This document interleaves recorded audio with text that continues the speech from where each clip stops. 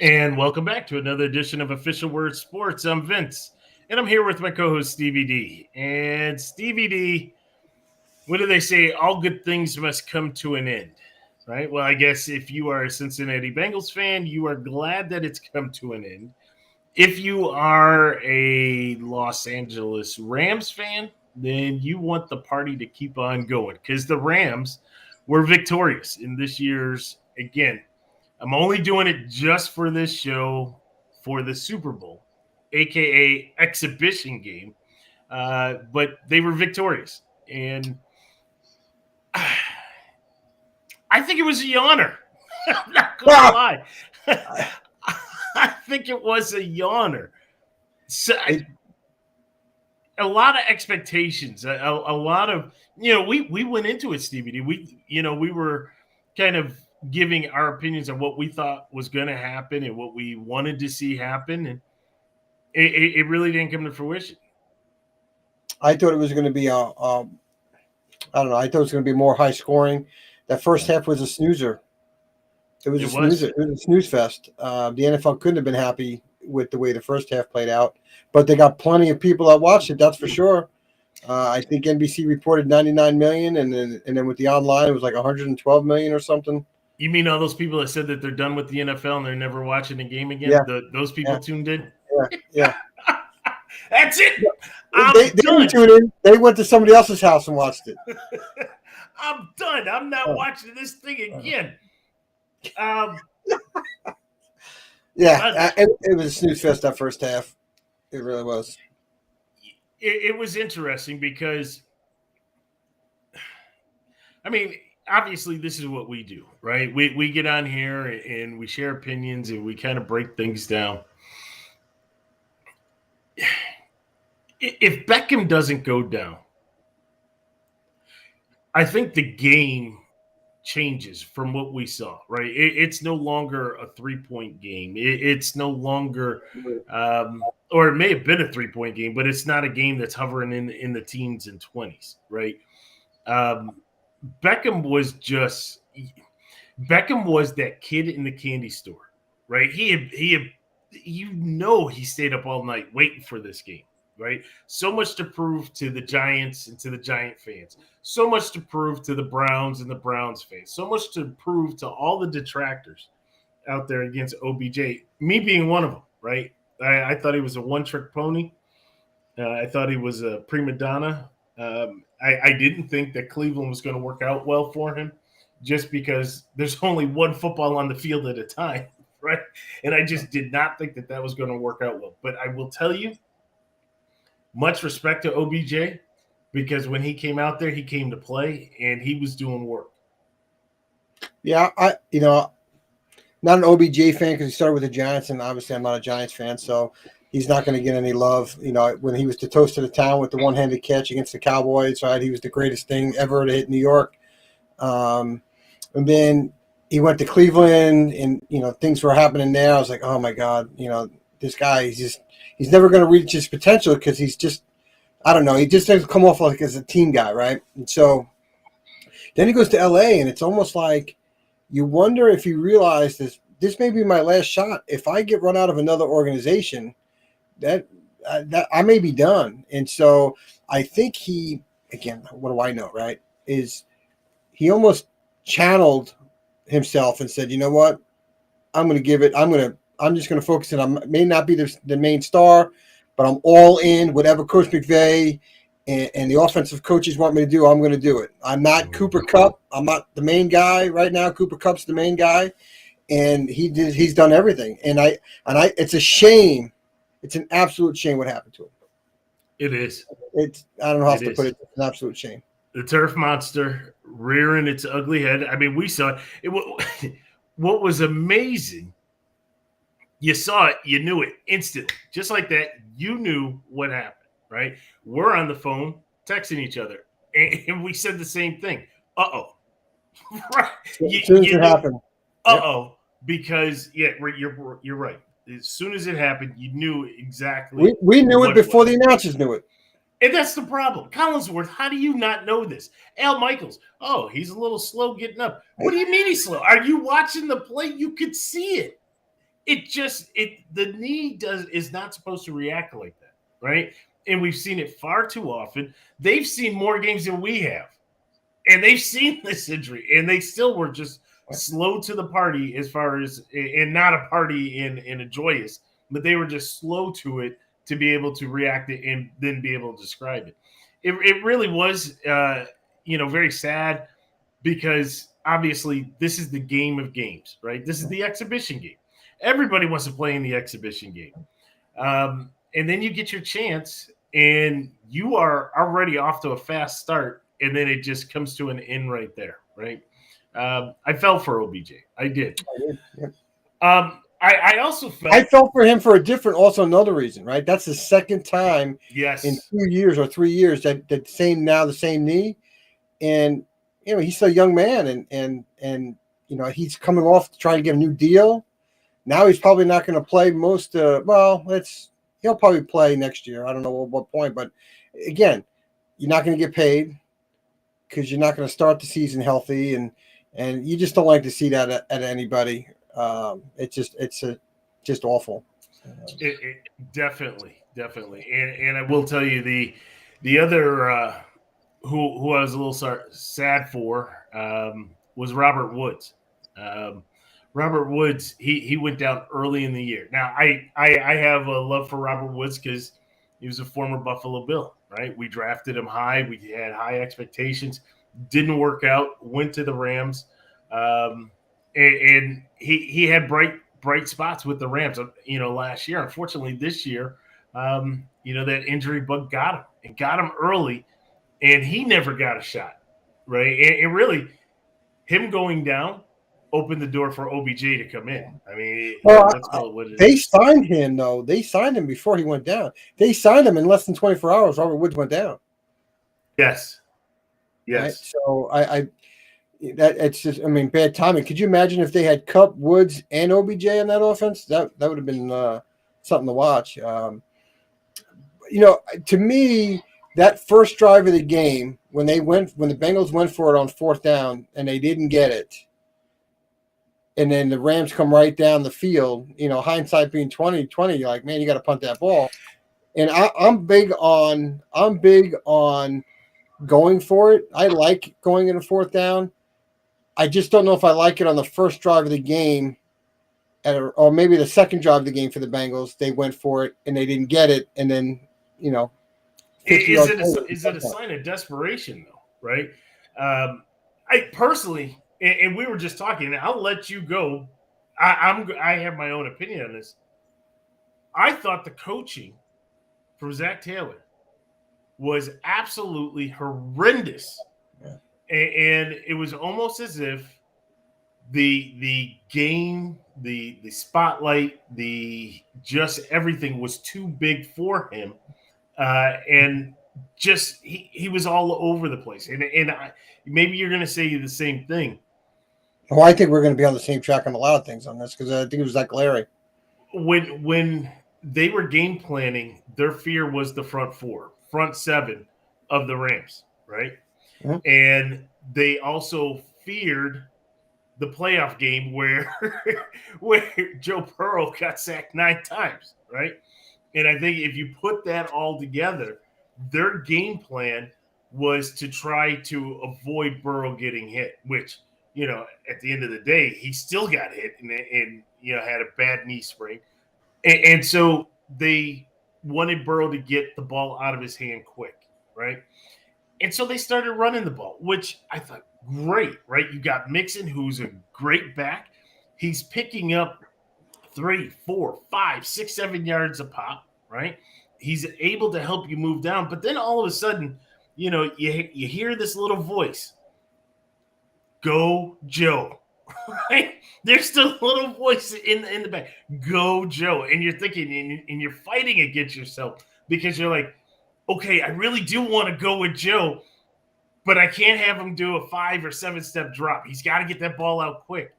And then they got in no man's land because that's not really their game plan, right? Not that it's an all fly route type team, but they're more developing pass plays. And so then it kind of threw everything out of whack. Go ahead. It's like if you watch the first half, Joe Burrow, what's the old saying? He was very clean. His pants were white, right? There's no grass stains in the first half, right? They leveraged Joe Mixon. They mixed it out. They didn't score a ton of points, but they were keeping Joe upright, and the pass rush wasn't there to get to Joe. So when you think about it, depending on your play call, maybe you could open it up more a little bit at times when Joe did throw it because they had to respect the run because you had a pretty balanced attack. And I look at some of the personnel decisions in the biggest game.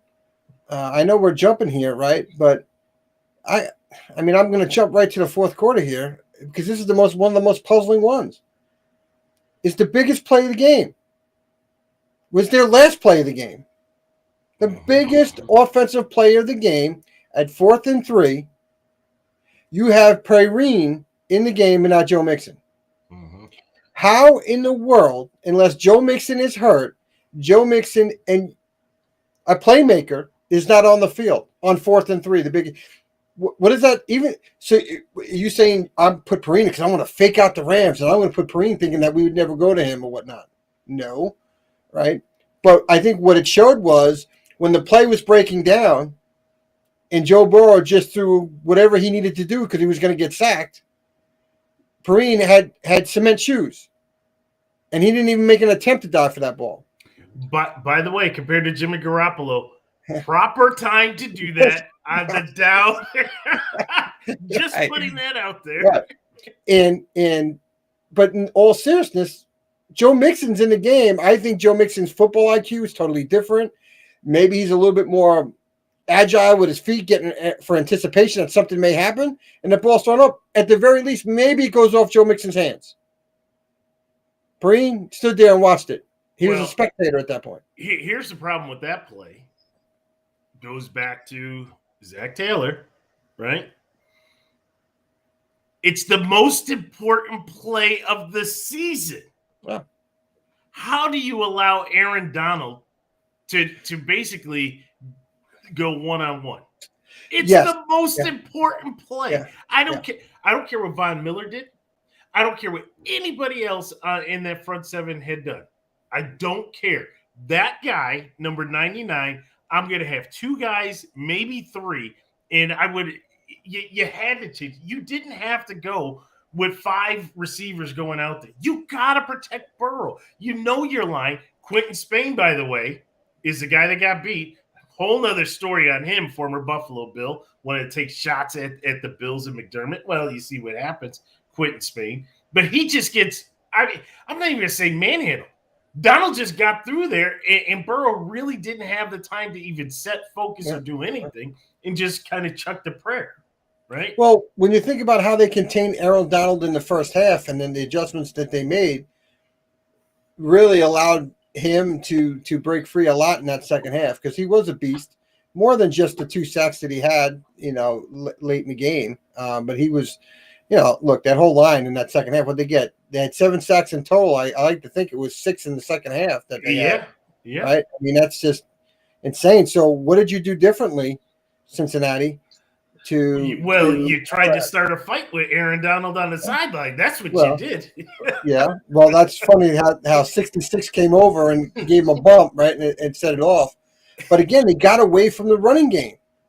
They got away from the running game, and I think you and I talked about this, and you had a Buffalo reference, and now I'll say a Jet reference, right?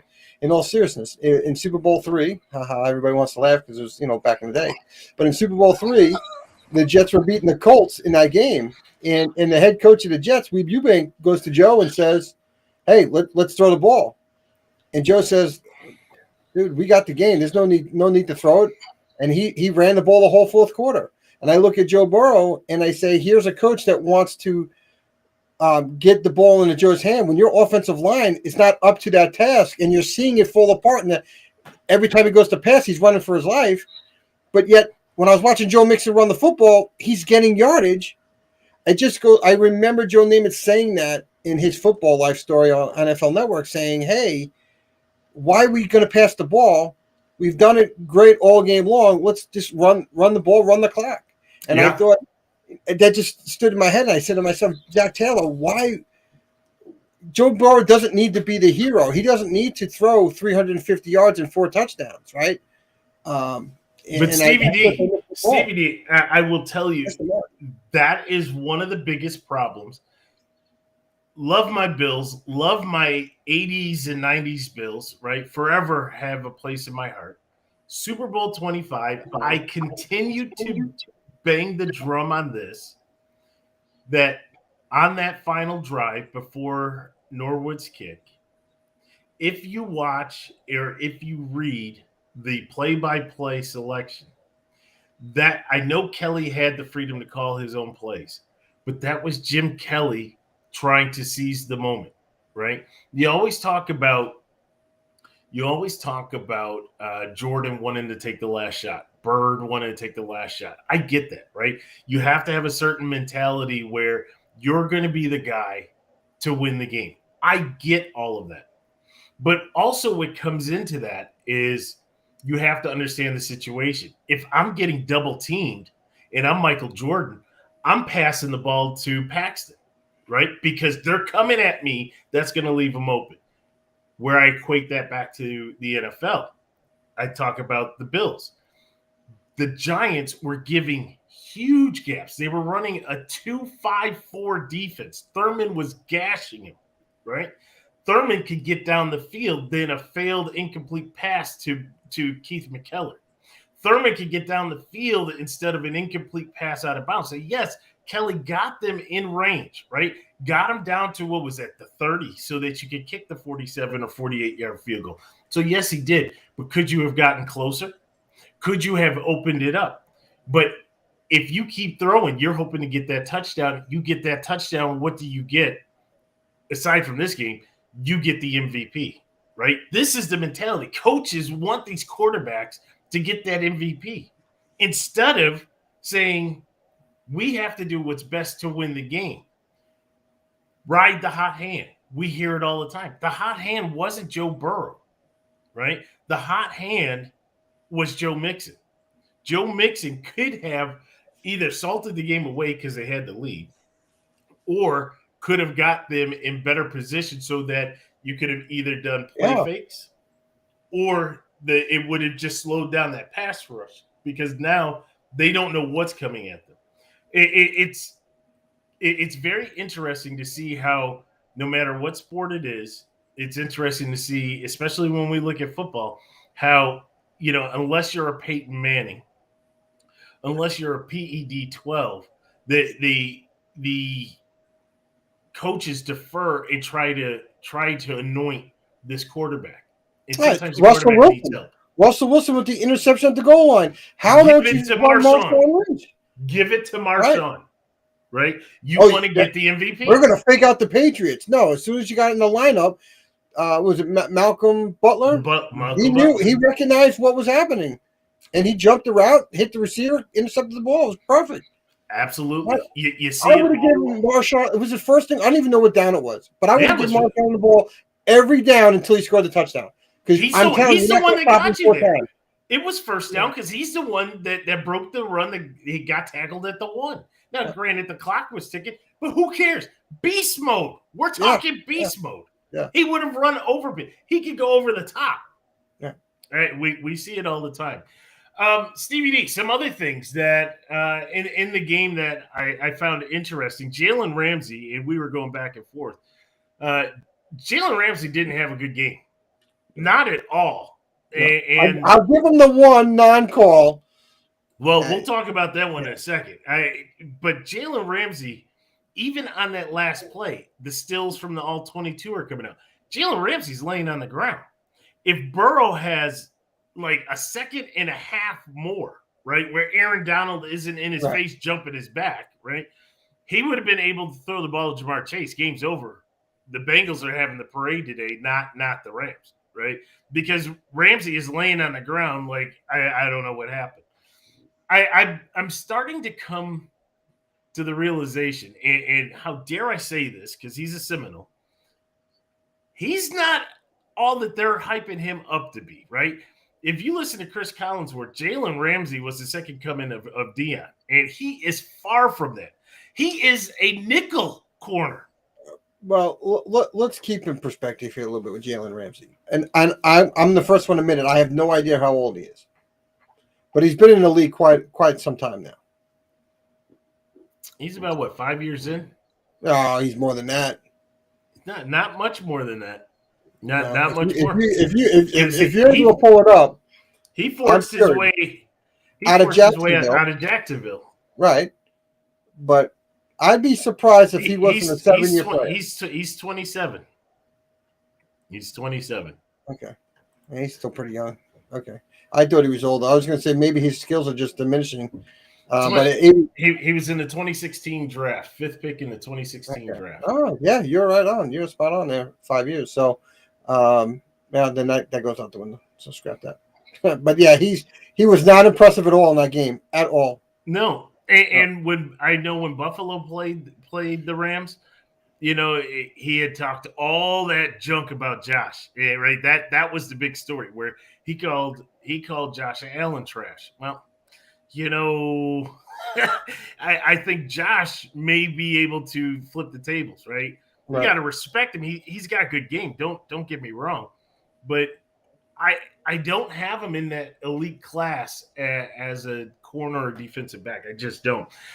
But you brought up the play. Now, I wanted to talk about this one, Stevie D, in context, because after the game is over, right? And I get Cincinnati Bengal fan. I do. It's painful. Trust me. Of anybody to talk about this, I get it, right?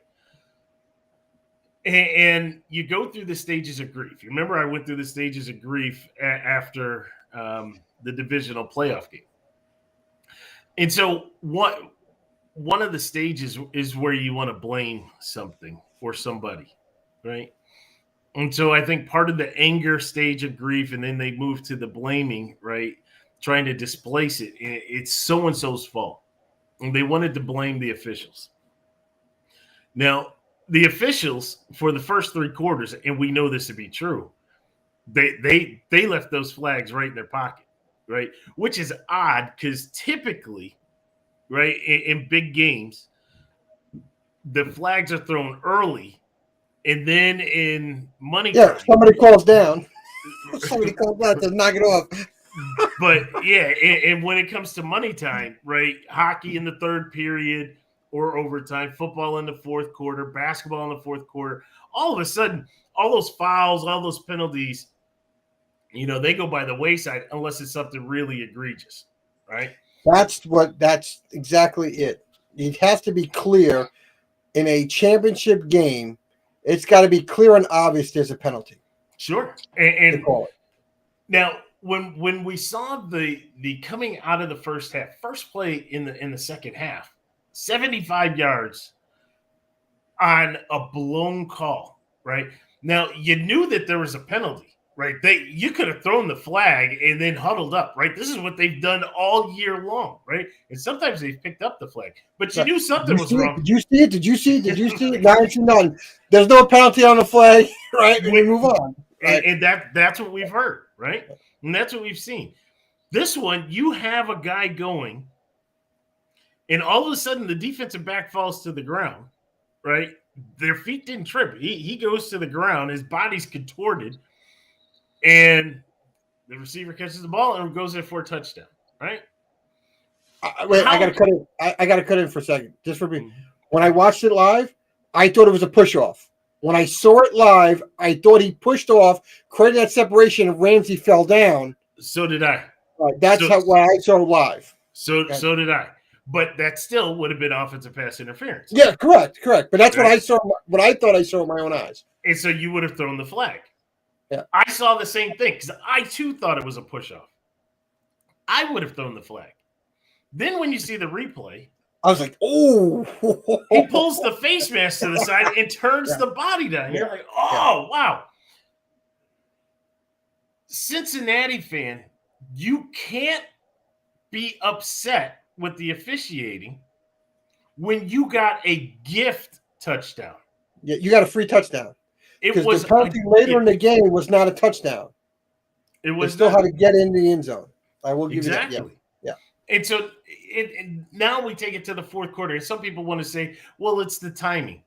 Well, not really, right? Because you've changed the history of the game by not making that call, right? You've impacted everything.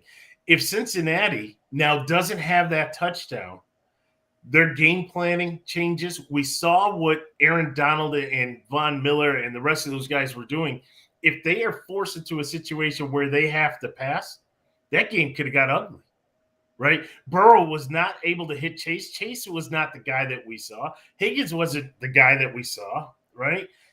All of a sudden, everything changes. And so now maybe the Rams win, like going away 34 to whatever, 13 or something like that. Maybe they throw 50, like what came against my Bills, right? It could have got real ugly. Instead, it changed the fortune and it made the game closer. So, yes, there was a bad call at the end, but there was a very egregious call that was missed. And the other thing that bugs me about that call, and it bugs me about all of the calls, especially the ones where we say it's a bad call, this is the game that has the most officials, right? Yeah. You work your way up to this game, and the crews get bigger and bigger and bigger. Same thing happens in baseball, right? In baseball, you have your certain set of umpires that are out there on the field, and then once you get to the divisional or the championship series, there's more. And when you get to the World Series, there's umpires all over the place, right? There's one standing next to the center fielder, one next to the left fielder. They're all over the place. Well, the same thing here in football. So you can't miss this. Well, you how about can't this? miss this.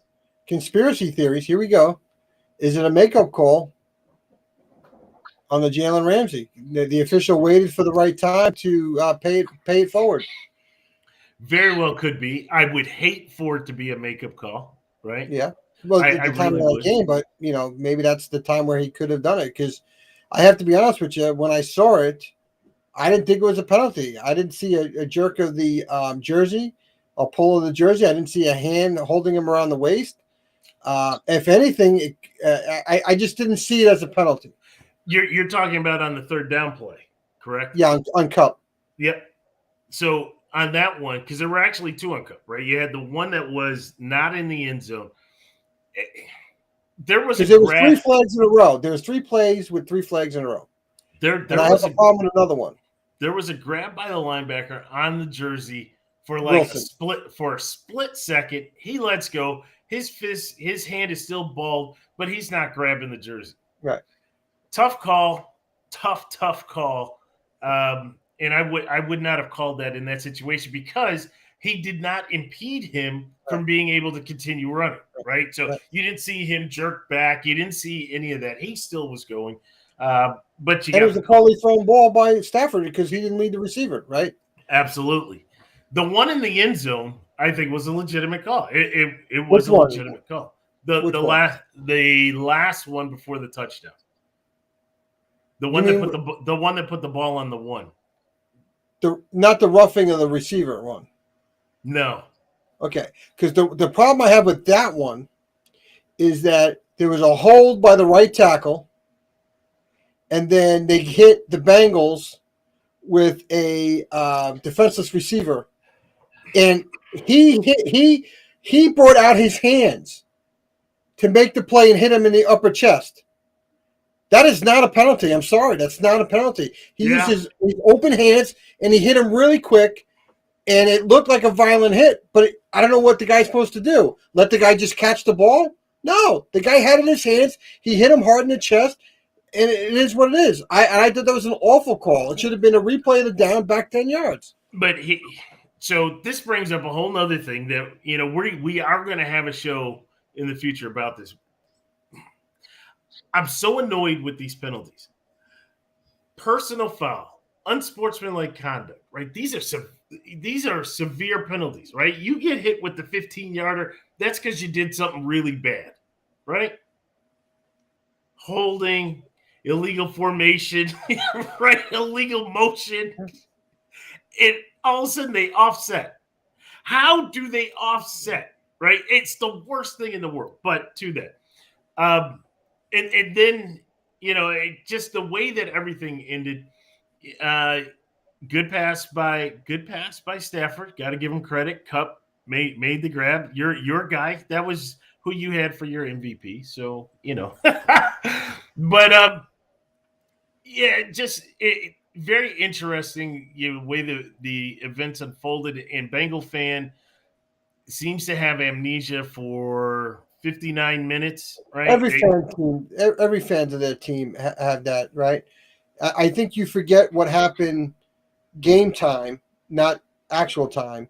You forget what happened 29 minutes and 34 seconds, 29 minutes and 10 seconds ago on the T. Higgins play. You forget that play, and you're in the moment now with 43 seconds left or whatever that number was. Maybe it was a minute and 10 left. I forget the actual number. I think it was over a minute left in the game. And you're so focused on that one play because now it's 4th and 5. Now everything gets really tight. And now it's like you have to make this next play. The game's over, and you don't know how how he's gonna react being a 4th and 5 game on the line type scenario. And so it hurts you. At the end of the day, you still had an opportunity to make the play. Your team couldn't make the plays, and you wound up losing the game. If you're a Cincinnati Bengal fan, it stinks, right? You're the Cinderella team. Nobody had you there. You're a 4-win team, and you made it to the Super Bowl. That's an unbelievable accomplishment. I think probably in the history of the game, no team ever went from a 4-win team to a Super Bowl. Great job there. The Rams were the Goliath. They had all pros everywhere. They were bringing up the receiver core. I'll give them that with your boy Robert Woods and obviously OBJ going down. But they were a stacked football team, right? So kudos to the Bengals. It stinks. It's going to stink for a long time. Right, you now lost your 3rd Super Bowl. You were in all 3 Super Bowls. Think about it. You lost all 3 Super Bowls, I think, by the last drive. Right? I mean, think about it. It's just incredible. So it stinks, but you have a lot to be proud of if you're a Bengals fan. And if you're Sean McVay, you got lucky. You got your Super Bowl trophy. You can ride off to the sunset now and do your ESPN Monday Night Football or whatever. He says he's going to run it back. He and Aaron Donald both said that they want to run it back.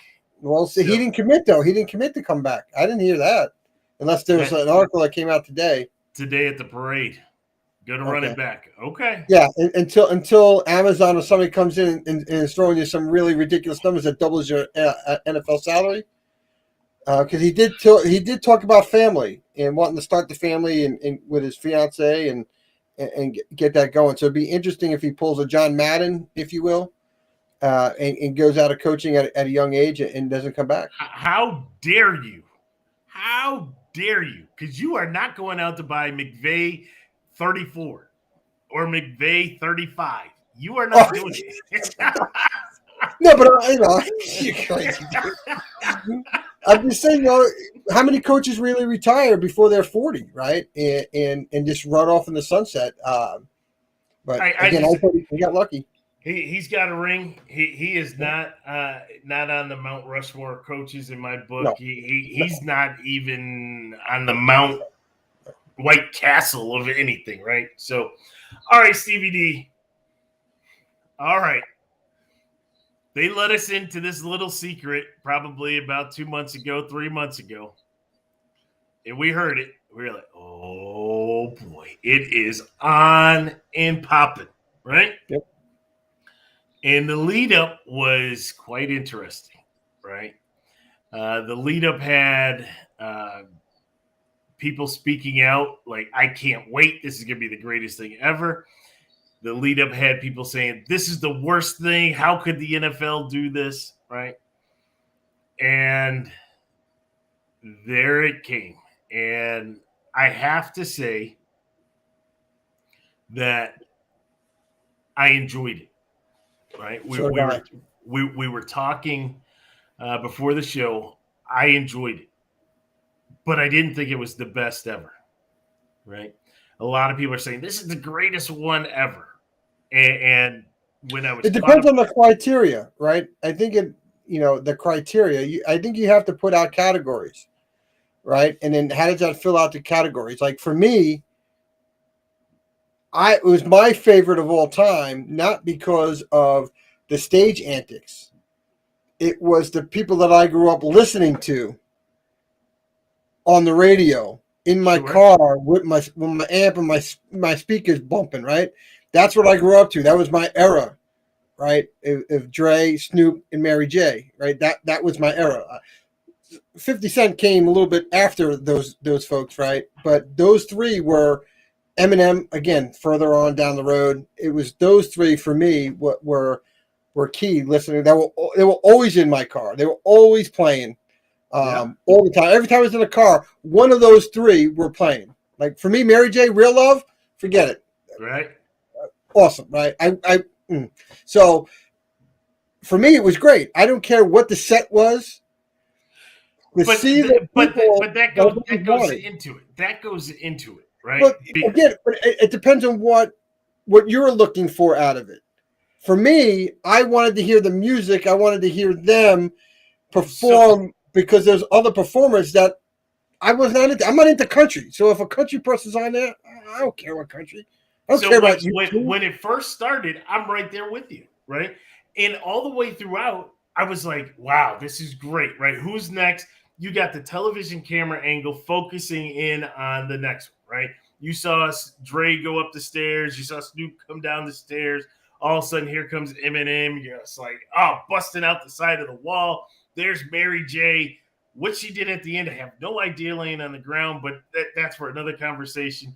Then all of a sudden, there's 50 hanging upside down, right? Kind of showing off the gut a little bit.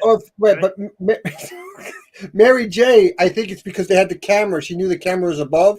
Right. So by laying down, they got it that way. I think that's why that was that way.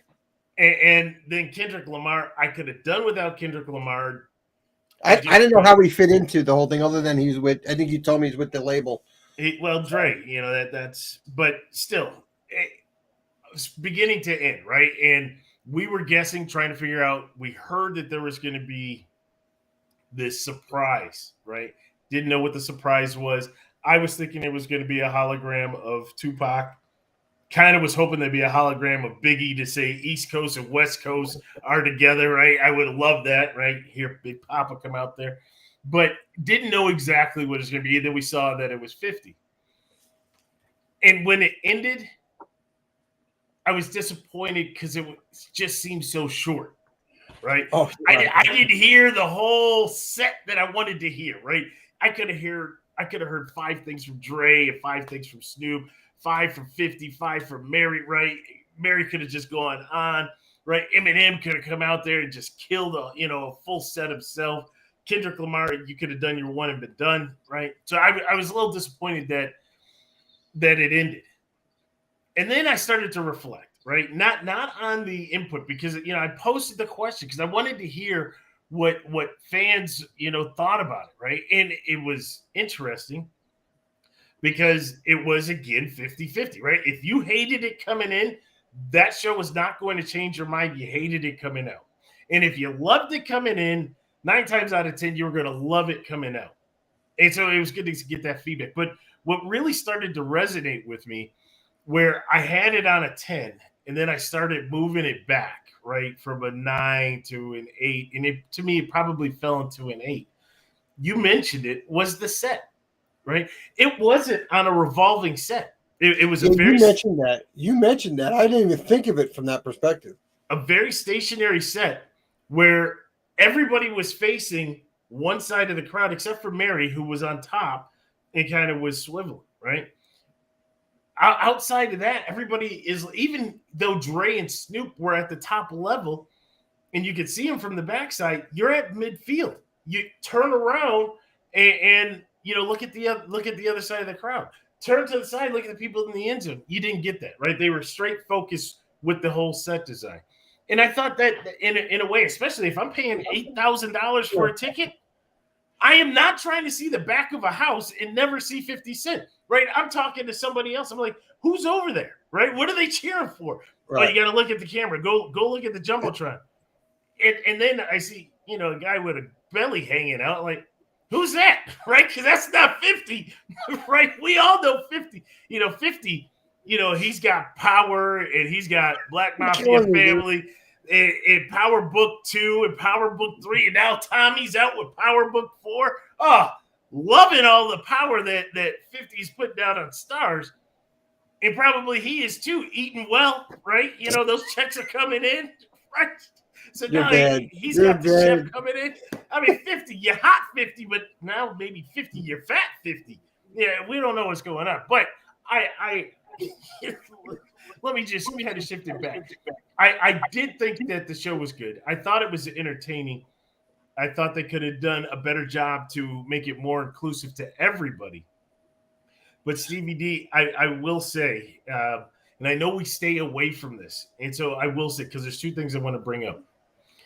I thought that, when you take a sample and you look at it in its totality, especially who liked it, who didn't like it, at the end of the day, I think it was a microcosm of our society today, right? Because no matter who it is, and you mentioned you don't like country, I'm not a country fan either, right? I'm not a Shakira fan either, right? I'm not a Bruce Springsteen fan, but you can appreciate it, right? But there is no middle ground here, right? There's not people that said, hey, it was a good show. I don't really like the music, but it was a good show. It was kind of cool to see, Right. somebody. You don't get that. It's either I love it or I hate it. And that, whether we talk about politics, left and right, there's no middle ground. They always talk about people reaching across the aisle back in the day. That's not happening. And that's not happening in our society where people can't just say, I appreciate that. I will never buy Dre, but, I thought it was okay, right? It was better than, a marching band or something like that, and then kind of move on.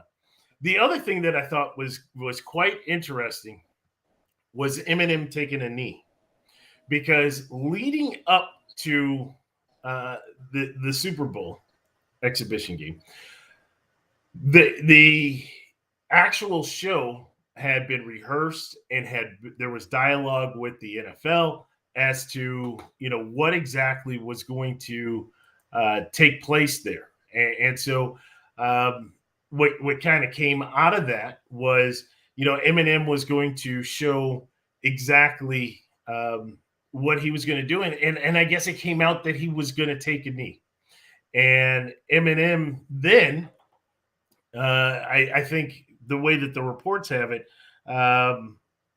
Eminem had made statements that he wasn't going to take a knee or something along those lines. And so it was very interesting to see that during that set where, Dre is up there and you can see Eminem take a knee.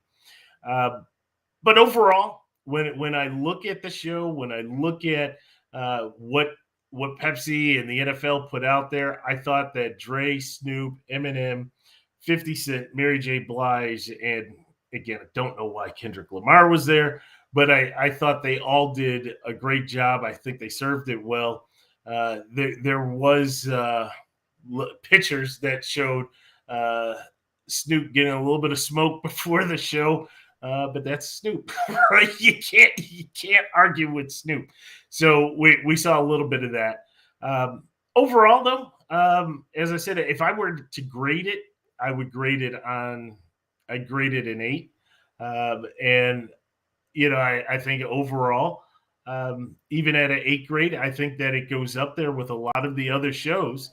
And I think that we'll at some point we'll sit back and we'll talk about this, and hopefully people will have a clear mind, a clear conscience, and give it its just due, right? And I think in all fairness, bring on other acts, be diverse, right? The NFL wants to preach about diversity. Well, be diverse in who you bring up for your halftime show. Obviously, you're trying to cater to a specific group, a specific crowd. But be diverse. It doesn't always have to be hip hop, right? Which this, we've had Diddy and stuff, but this was the first true, real hip hop. But it doesn't have to be hip hop. It doesn't have to be country. It doesn't have to be pop. It doesn't have to be rock. It doesn't have to be, any of that. Let's have, each year maybe have a different genre. Or, and we know this, right? It's kind of funny, Stevie D. Musicians, no matter the genre, for the most part, they come together. Yeah, they right? do. You see a lot of collaboration. I mean, the one that everybody knows the most is Aerosmith and Run DMC, right? But they all collab together in some manner. So why can't you have them collaborate for a halftime show and give a little bit of hip hop, give a Yeah. little bit of country, give a little bit of rock, right? It does, and you can have the biggest names because the biggest names do it, right? And I think they all win. I think they all win because I think everybody will say, "Wow, look how they gelled," and I'll listen to their music, right? And you know what? It may do something for society as well to see people from the different genres, the different corners coming together, right, and putting on a show. It's to show that I am reaching across the aisle, to show that I am open to hear other things and do other things. And maybe that itself will kind of transfer out to the public, and then people won't come back and say, "Oh, that stunk. That was the worst ever." Yeah. Come on, it wasn't. It really wasn't. But the halftime show, right? The Pepsi halftime show. Stevie D, another thing we want to talk about, which Well, I thought, I want to before we move on because I don't know where you're going to go with the topic, but I do have to mention I got to give a shout out to my mom. Like it, so obviously I'm not watching the Super Bowl right there in New York, and so I get a call from my dad. My dad says, "Your mom's picking the Rams by 3." Okay, didn't say the score or anything. Just going to pick the score by Rams by 3. What was the final score? Rams by 3. yeah, So that is she. I said, "Ma, how come you can't channel this for the Jets and give me this, huh?" And she goes, "It doesn't work that way." I said, "Well, you gotta get it to work that way. You're killing me over here." she's in New York. Did she hit up that DraftKings app and she get a payday? Yeah, I guess you really don't want me to move back to New York. I said, "You get the big payday. I'll come back. I'll be able to afford it then." Mrs. D, I know a guy. We can get this taken care of right away. Everybody knows a guy, right? You got that guy. Absolutely. So, Stevie D, the MVP award, another topic that was circulating that I posted out there as well, but that was circulating. Cooper Kupp gets MVP, right? For the most part, Cooper Kupp had a very pedestrian game, right? He didn't go all gaudy. He had 2 touchdowns, but I think it was like 8 or 9 receptions for under 100 yards, but he did have the game-winning touchdown. I get that. Yeah, he had some other big-time clutch catches and securing first downs to move the chains in clutch spots, if you look at it. So he did have a clutch game for them, and he did score 2 touchdowns. But pedestrian by Cooper Kupp standards? Well, when you think of an MVP award, you think of somebody catching the ball 9 for 140, 2 touchdowns, and you'd say, okay, he'd be the MVP. But then if you go 9 for 140 and 2 touchdowns, it typically goes to the quarterback. Right? So that's right. It's tough there, right? I still think Peyton Manning didn't deserve it with the Colts over the Bears. I thought Joseph Adai with his 9 catches for 80-something yards or 90-something yards and his 80 yards rushing, to me, he was the star of the game for the Colts, and he didn't get it, right? He went to the quarterback. Yeah. So, Cooper Kupp, I thought, with his 8 or 9 catches for 90-something yards, 2 touchdowns, some big-time catches when OBJ got down. They had nobody else. He had some clutch catches because really Stafford didn't have a great game to begin with. It's not like they threw the ball all around the field either. So I thought from an offensive standpoint, it was clear Cooper Kupp was the number one for the Rams. I'm going to make the case that it was Aaron Donald, right? Because when I look at that, and to your point, there was only one guy to throw to, right? So by default, it was going to Cooper Kupp.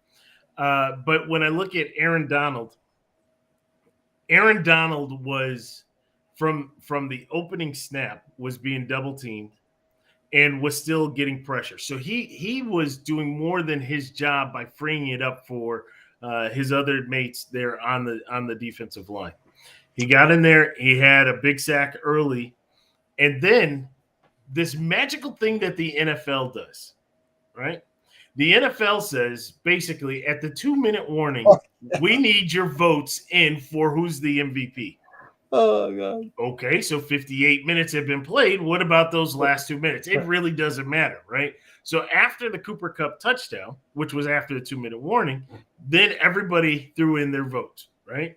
and they submitted who they thought would be MVP. Let So can alone, you blame the voters then? again, we blame Roger Goodell, right? Right. This is But you this can't is blame the voters because they that have to happened all before Aaron Donald made some plays, right? they had to get it in, right? Well, Aaron Donald might as well just laid down and said, you know what, I can't get MVP. Who cares, right? We're going to win this game anyways. But no, that's not what he did. And so it has to change. Something has to change. I mean, there's so many things that we pick out. Love the game, love the sport, love everything about the NFL. But, this is almost a disservice as far as recognition to Aaron Donald. Well, I don't Because know if Aaron Donald. I would give Aaron Donald the MVP. why not? I could go a co MVP. Well, he made plays at the end to help that. He made right? plays. He made plays from the opening drive, right? So the Rams got the ball first, and then when they punted, he was the one to start making plays because they're double teaming him. He's freeing it up so that there's pressure on Burrow. They didn't get the sacks early, but they got the pressures. They forced the punts. That's like saying the left tackle made some monster blocks, so Timmy Smith and or Marcus Allen goes for the yardage, but nobody talks about the left tackle that cleared out the hole, and he did it all game long, right? Fair. So I can't give Aaron Donald credit for taking a double team to allow Von Miller or somebody else in. But he's doing that. He's got tackles for losses. He's stopping Mixon periodically throughout that game. He did have a sack early. He put pressures on. We know that the NFL counts quarterback pressures and hurries. He was doing that, right? And then when it gets down to the end of the game, the last 20 seconds of the game, he's the one that actually, in my opinion, won the game by putting the pressure on Burrow, forcing him to roll out, and just knew that he was about to go down and just chuck the ball. And you can thank Zach Taylor for deciding in that moment in the game. Well, in that case, Zach Taylor should get MVP. I mean, look, I would have been more than fine with a co-MVP. It's done before, right? I thought Cooper Kupp made the plays that needed to be paid offensively because there was nobody else left. Let's face it, Sony Michel didn't do anything. Henderson didn't do nothing. Well, Sony Michel may have been hurt. I didn't even see Cam Akers didn't do anything, right? OBJ goes down. Cam Akers had one run. He had one run. Well, because you're going to trust Cam Akers with his fumbling problem? I'm not trusting Cam Akers until he figures it out. So I'm glad to hear that because I wasn't the only one thinking like, if you fumble here, all right. Aaron Donald did have a very good game. I would have been fine with a co-MVP. Aaron Donald definitely adjusted the outcome of that game under 2 minutes. He moved that pile. Yeah. He caused disruption. He had the sack. He caused the disruption. Caused the early pass. I would have been fine with a co-MVP because I just thought both of them had a really good game. Yeah. So Stevie D, I do want to acknowledge two people, Eric and Nick, two people who I work with, diehard Bengals fans. And I told, I was talking to Eric, always congratulated them leading up to the playoffs, right? Good luck, all of that. And I know it's painful, right? I know it's painful. I gave him the 48 hours, right? That's automatic. You have got to give 48 hours. And then, I tried to bestow some of my pain, some of the things that I've gone through. Do you need to talk? I get it. I explained the whole stages of grief, right? Eric was like, yep, I'm right here in those stages of grief. It happens. And he said it's going to hurt for a while. He said it's going to take him about a month or two. And, I get that, right? Because I'm still at a fragile point for mine, right? And it wasn't even the exhibition game. So I get that. But I want them to know that, if you need somebody to talk to up here, I get it, right? That we here at OW Sports, we understand, right? We understand. You're not in this alone, right?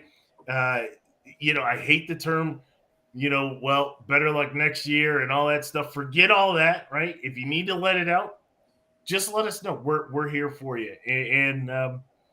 Unfortunately, guys, you're in my conference, so I'm not going to say better luck next year, right? Because you are where I wanted to be.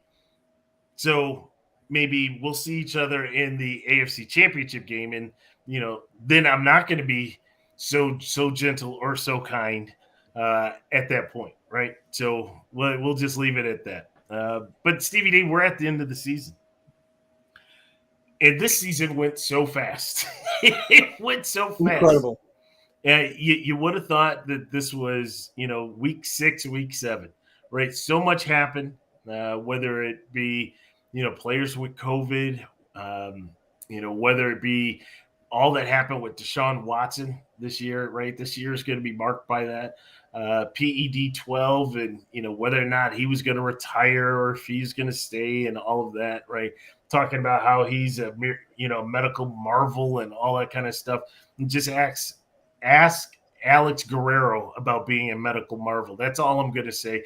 So for PED 12, we had that story.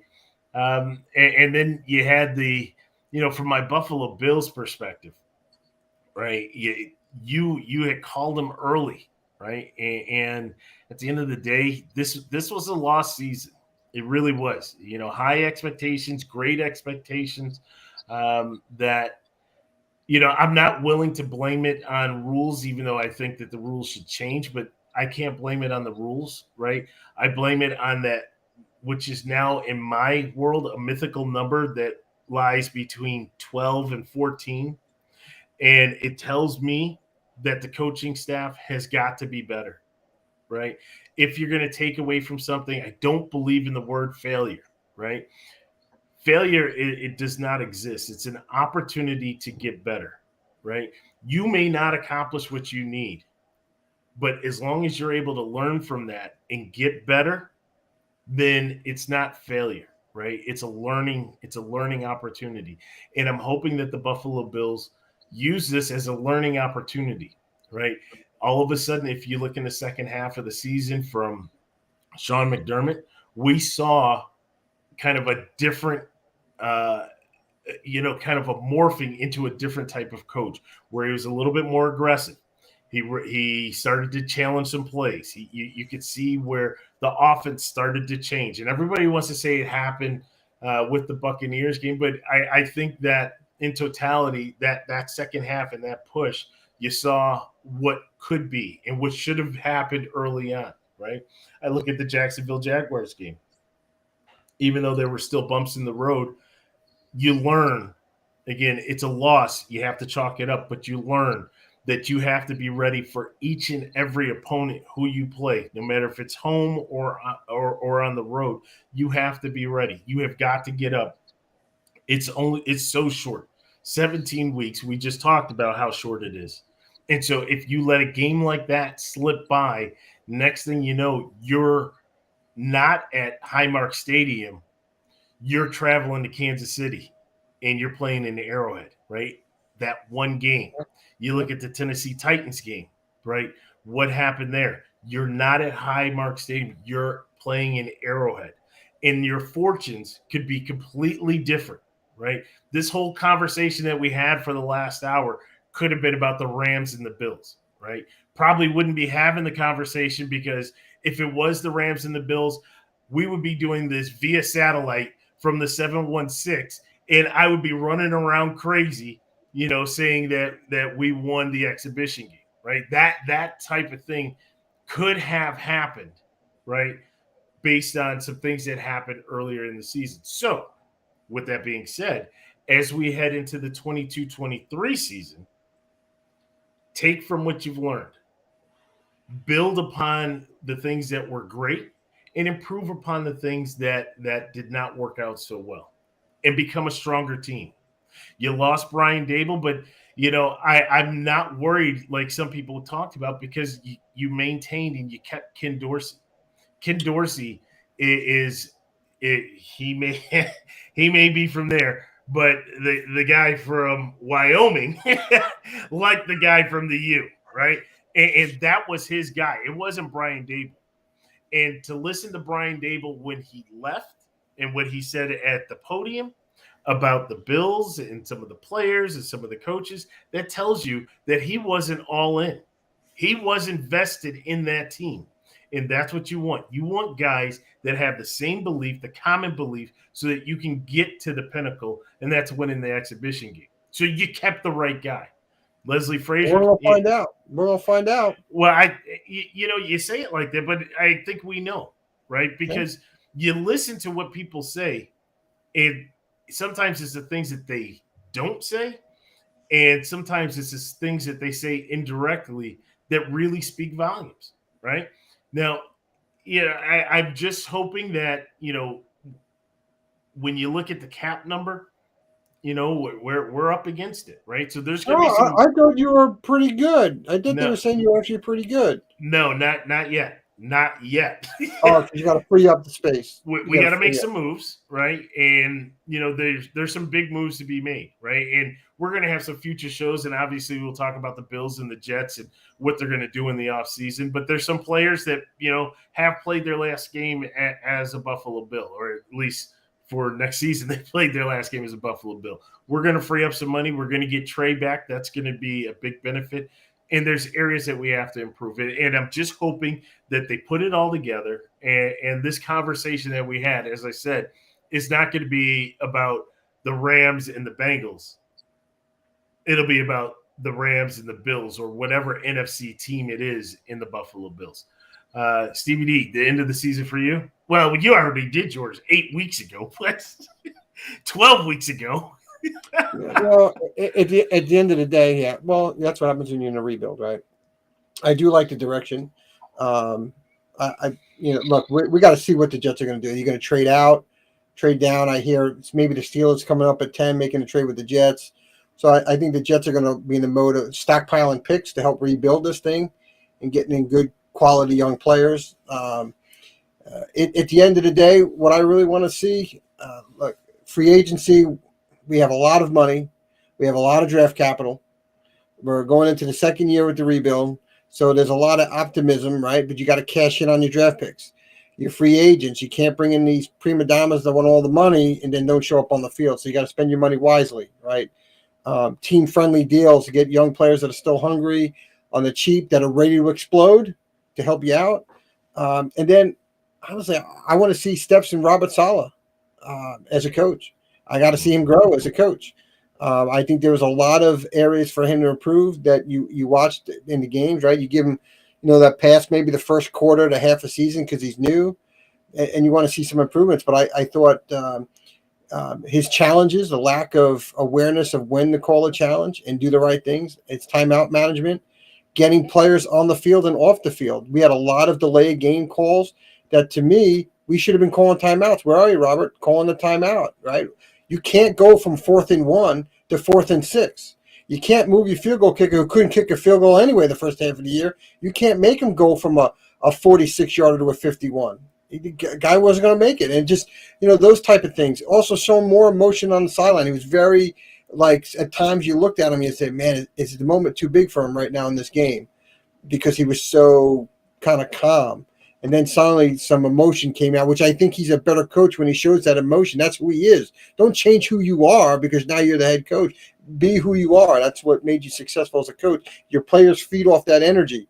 If you're a high energy guy, they feed off of it. And so don't change who you are because now you're a head coach. Do what got you there. So I really want to see a growth from him, right, as a coach. So those are just some of the things, and we'll get more into it as the season unfolds. As the new season begins, and you kind of see where they are, who they cut, where they see they may fill it. I'm not a big mock draft guy. You can't do a mock. We're doing one. We're doing one. I don't know how you can do a mock draft when you haven't even gone through free agency yet. I can fill a hole through free agency I'm not going to draft for, right? So we're doing one. We're trading just like last year. My Bills are trading up to the number 4 spot. We're taking somebody in the top 5. But so actually, maybe we'll do a mock draft on the podcast. We'll get representation from all the different teams, and we'll go through a little draft. If people take it serious, maybe So do some can we trade. do it like after free agency starts, so I can see what some of these teams have signed, so I can try and figure out You know where what your needs are. I mean, you need a quarterback, you need a kicker, you need a punter. I mean, your whoa. first three picks are all set. So We got Joel Pinheiro. What are you talking about? We need a kicker. He's been our best kicker since we had Nick Polk. It's unbelievable. A guy that's been selling car insurance for the last 2 years. He's the guy that can kick a field goal. Well, all these other yahoos we brought in can't kick an extra point. I see. I was able to slide in the fact that you needed a quarterback and got no response from me on that one. Those things are there. You learn to tune those things out. So Stevie D, just like for the players in the NFL, I think we are going to take a little bit of hiatus. We're going to get on the golf course. We're going to swing the clubs a little bit, especially down here in Florida, because I need to get as much golf in as I can before it starts to get back up to 90 degrees. I swear I'm the biggest masochist, right? Because when the temperatures are nice, when it drops down into like the 60s and 70s, I'm never on the golf course. And then next thing you know, it's 85, 87, 90. Well, it's good when you swing it. The heat. You need the heat. And the 100% humidity. Oh, I'm out there every week, right? And just sweating and just like, why didn't I play this much golf when I could, right? So try to get on the golf course a little bit, do some extra things that we haven't done. So we're going to take a little brief hiatus. But when we come back with our new season, we're come back stronger than ever, right? We'll be ready. We've done the video, right? We've done the live stream. This has been great. Love the interaction that we've had with the people out there. Doesn't mean that we're not going to keep posting and keep sending alerts through the page. We're still going to be active. Just our recording session, we're going to take a little bit of R&R from that. But when we come back, as I said, there's some big things we're going to be talking about, especially leading into the season. Obviously, we'll be talking about free agency. We'll be talking about the draft.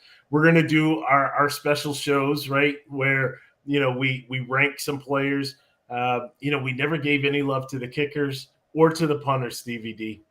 Never gave any love to the special teamers, right? But if we're going to do it, we can't be hypocrites because we bash the Hall of Fame voters for not putting in Ray Guy forever and a day, or for putting in, some of the kickers that have done great things, or how dare I forget for not putting in Steve Tasker, who is now relegated to the senior crew or whatever they call it, that after, the after effect.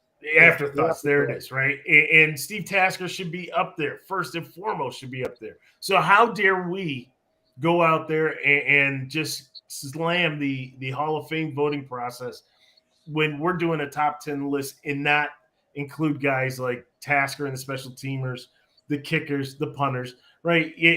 We got to do it, right? We talk about being real OW sports. Well, then, let's man up and let's do that, right? We'll put the homework in. We'll put those guys out there, and we'll see how that list goes. We're obviously going to talk about the Hall of Fame, right? Just talking a little bit about that once again. And it's, when we talk about the Hall of Fame, our Hall of Fame conversation goes in different directions. We talk about football and we talk about baseball. We don't talk about hockey and basketball because they seem to get it right. For the most part, they get it right, right? But when you talk about the just the worst of the worst, it's the Baseball Writers of America and it's the Football Hall of Fame voting process. The worst of the worst, right? This year's class, we'll talk about it, but I wasn't happy, right? Yeah. And so, we'll talk about it. So there's a lot that we're going to talk about. And if we do it right, we're going to, just like we did this year, we'll time it up so that it kind of leads right into preseason week 1, and we're off and running. And, again, we thank everybody that has been a part of the show this year, right? And the comments and the feedback. I know Lamar wants us to have a OW Sports After Dark. We may slip one of those in now that it's the off season. Maybe we'll throw one in. You got to tune in after 9 o'clock to kind of hear that. But we're gonna have some fun. So I'm excited. I'm looking forward to it, and just keep bringing good content. If you have any ideas, suggestions, we love to hear from you. Other thing we want to do is we want to bring in some guests. Get some big time guests up on the show. Hopefully people stop taking from us. I don't like people, coming into my house and taking from me and then trying to reuse it as your own. Just putting it out there, right? Just ask, right? Send me a note and say, yo, this is crazy dope. Like to use it on mine. Do you mind? Right? Give me a shout out. I'll even give you a shout out. So I'm reaching out to you. You know who you are. You're more than welcome to come on the show. We'd love to have you. Love to talk about it. We're OW Sports, right? So we talk about all sports. So we'd love to have you on and potentially help you promote what you have going on. So, much love there. But that's about it, Stevie. That's about it. All right. So with all of that and that long just diatribe, again, you always get at us at Real OW Sports. Go to our Facebook page. You can leave a post, leave a comment. Love to hear from you. And as I said, we're going to be on a little bit of R&R. So for my co-host, Stevie D, I'm Vince. We'll talk to you soon.